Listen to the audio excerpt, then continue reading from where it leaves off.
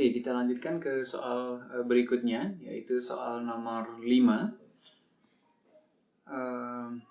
Baik, di soal ini ya, soal nomor 5 ini adalah kita baca soalnya. Buatlah sebuah program dengan ketentuan sebagai berikut. Menerima input matriks 2x2, program harus melakukan operasi transpose matriks. Output dari program hanyalah hasil transpose matriks ya. Kita lihat ya, jangan terlalu khawatir dengan bagaimana mentranspose ya. Kita lihat dulu contohnya. Catatan, matriks 2x2 adalah kumpulan 4 buah bilangan yang disusun dalam bentuk sebagai berikut. Berarti inputnya harus seperti ini, A, B, kemudian baris keduanya C, D. Transposnya adalah hanya mengeluarkan ya, yang tadinya AB yang dikeluarkan adalah AC dan BD yang tadinya CD dikeluarkan BD. Jadi sepertinya hanya input 2 baris ya, di mana tiap barisnya itu dipisahkan oleh spasi. Kemudian kita print lagi ya, isi variabelnya hanya diubah urutannya. Oke, kita buat file baru ya, new file. Kita timpa saja. Oke, sepertinya ini akan menerima 2 inputan, bilangannya juga kita anggap saja bilangan integer karena di sini tidak ada keterangan, sepertinya bilangan integer ya. Oke, berarti karena inputnya dipisahkan oleh spasi, kita perlu split ya. Kita perlu split, kemudian karena dia integer ya sudah, kita bisa mapkan langsung ke fungsi integer, maka di sini A, B ya. Kita lakukan hal yang sama, di copy saja ya, kemudian diganti di sini C, D. Oke, tidak ada operasi yang lain ya, sepertinya di print ini kita hanya tinggal print saja variabelnya gitu ya, variabel A dan C ya. A dan C, inputnya AB, printnya adalah A dan C. Ini A, 1 buah spasi C, maka kita bisa pakai seperti ini aja ya. Ini C seperti ini ya. Kenapa? Di sini ada 2 buah value, kemudian print otomatis menambahkan 1 buah spasi nanti ya. Nah, bukan spasi yang ini tidak masalah, ini hanya untuk supaya konsisten bahwa biasanya setelah koma itu kita tambahkan spasi. Tapi spasi yang nanti di print bukan spasi yang ini ya, sekali lagi, tapi spasi yang memang ditambahkan oleh fungsi print antar 2 buah value. Kemudian print kedua adalah print B kemudian D. Kita coba save. Latihan minggu 2 nomor 5 ya. Nomor 5 save. Kemudian kita jalankan F5, kita masukkan 1 spasi 2, kemudian 3 spasi 4. Yang keluarnya adalah 1 spasi 3, 2 spasi 4. Coba kita copy, kita paste, coba kita cek ya. Oke, correct ya, correct. Oke, ini saya katakan ini soal nomor 5. Nah, di sini tulisannya nomor 4, jangan khawatir. Yang penting kalian ingat isi soalnya, karena saya punya 2 kelas ya. Kebetulan ini di kelas yang berbeda, di mana urutannya sempat saya ubah 1 soal ya. Jadi jangan khawatir, yang penting isi soalnya kalian tahu ya. Oke, selesai. Kita lanjutkan ya. Jadi ini video kali ini akan langsung sampai selesai ya. Kita lanjutkan ke soal berikutnya atau soal ke-6. Oke, kita new file. Buatlah sebuah program dengan ketentuan sebagai berikut. Menerima input berupa 5 buah bilangan bulat yang dipisahkan dengan spasi. Oke. Output dari program hanyalah nilai rata-rata dari 5 bilangan yang diinputkan. Nilai rata-ratanya saja. Oke, kita siapkan inputnya dulu. Input, kemudian dipisahkan oleh spasi, maka kita pakai split ya. Kemudian semuanya bilangan bulat ya. Bilangan bulat berarti bukan bilangan berkoma, maka integer kita mapkan ke fungsi integer ya. Nah, kemudian kita siapkan 5 buah variabel karena 5. A, B, C, B, dan E. Setelah itu, yang di-outputkan itu langsung angkanya saja, dilihat ya, bahwa angkanya itu tidak dikatakan harus berapa angka di belakang koma, berarti kita tidak perlu memberikan format. Ya.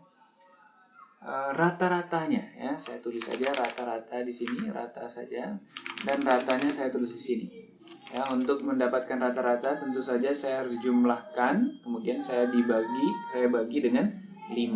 Maka ini A, ya, A plus B plus C plus D plus E, kemudian saya bagi 5. Ya, saya bagi 5. Ini adalah ratanya. Ya, kita save. Ya, ini adalah latihan 6, latihan 2 spasi 6. Oke, kemudian saya jalankan.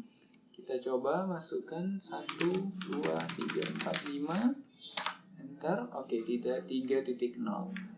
Kita coba copy. Cek. Oke, correct ya. Oke, correct yang ini. Good, kita lanjut ke soal ke-7 ya. Menerima input berupa 2 buah bilangan bulat A dan B yang dipisah dengan spasi, kemudian outputnya adalah hasil A pangkat B. Oke, sepertinya tidak sulit. Ya, kita sudah sangat paham bagaimana meminta bilangan yang dipisahkan oleh spasi, ya. Input, ya, kemudian split, ya, kemudian karena integer maka saya gunakan map, saya mapkan ke integer, kemudian saya siapkan 2 buah bilangan A dan B. Sementara printnya hanyalah pemangkatannya. Saya bisa buat variabel baru, tapi saya bisa juga tuliskan langsung saja di sini karena tidak banyak. A pangkat B. Seperti itu, kita coba save. Ini adalah latihan 2 nomor 7. Ya, saya jalankan. Coba 3 spasi 2, kita lihat 9. Oke, kita copy, paste, kita cek. Oke, correct ya. Correct. Kalau correct kita lanjut. Ya, berarti ke 8 ya, latihan 8. New file lagi. Ya, saya tumpuk saja.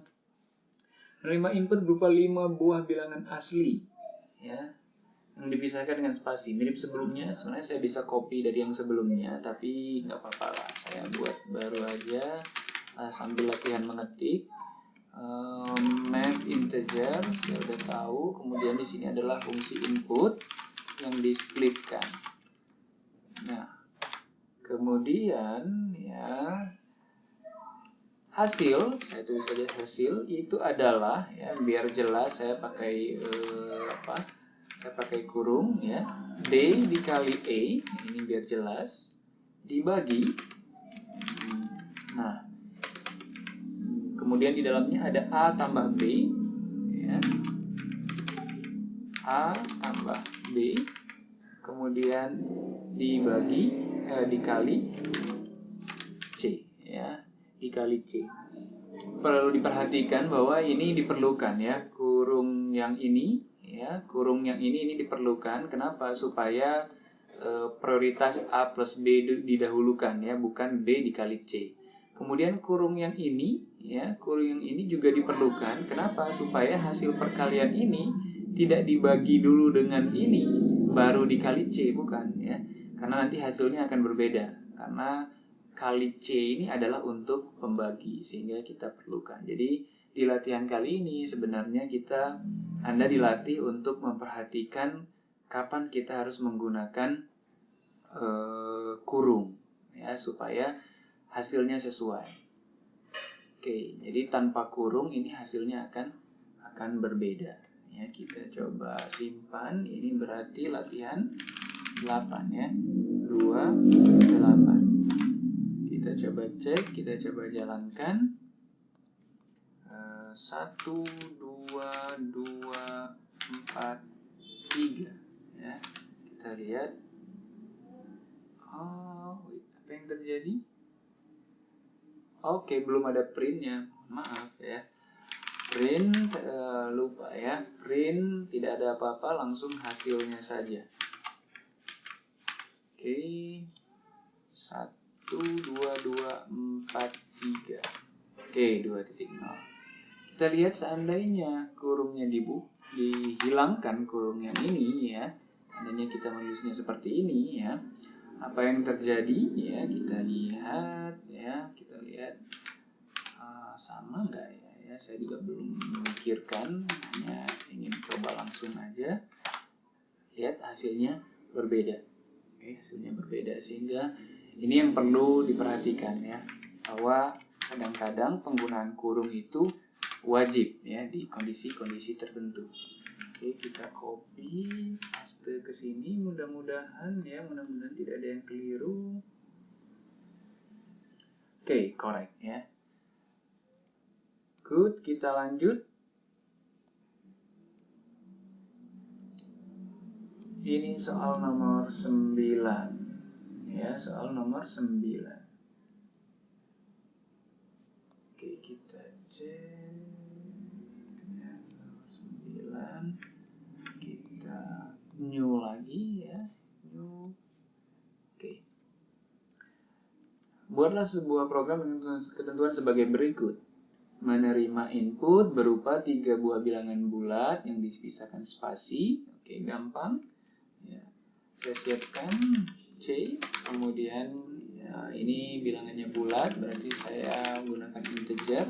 Kemudian saya minta input, kemudian saya splitkan dengan spasi. Ya, saya splitkan dengan spasi. Kemudian setelah dapat 3 bilangan itu, nah ini output dari program adalah true apabila ketiga bilangan tersebut sama, atau false jika ketiga bilangan tersebut tidak sama. Jadi di soal ini wajar kalau Anda belum tahu cara menjawabnya, karena ada ada operator yang harusnya digunakan di sini tapi belum diajarkan, atau diajarkan di modul perulangan ya, di modul perulangan, yaitu operator sama dengan ya. Jadi di sini saya kasih tahu, bukan operator sama dengan ya. Operator sama dengan belum diajarkan, dan operator AND ya. Jadi harusnya di sini jawabannya adalah kita tidak perlu menggunakan pengkondisian. Kalau Anda baca modul minggu depan itu tentang pengkondisian if, di sini tidak perlu sebenarnya. Karena yang dicek adalah apakah A sama dengan B dan sama dengan C. Ya, jadi apakah A, kalau di matematika mungkin sama dengan B sama dengan C, misalnya seperti ini gitu ya, misalnya. Nah, tapi di pemrograman kita tidak menggunakan yang seperti ini, artinya A sama dengan B langsung disamakan dengan C, tidak. Ini kita harus pecah menjadi dua ya. A sama dengan B. Nah, sama dengan itu kita sudah gunakan untuk assignment. Ingat ya, assignment seperti ini, assignment.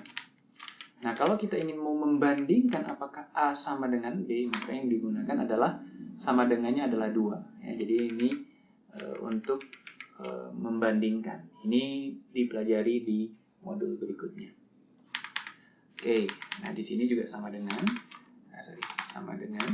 Nah, tetapi ya, ini harus dipisahkan. Ya, tidak bisa seperti itu, jadi dipisahkan.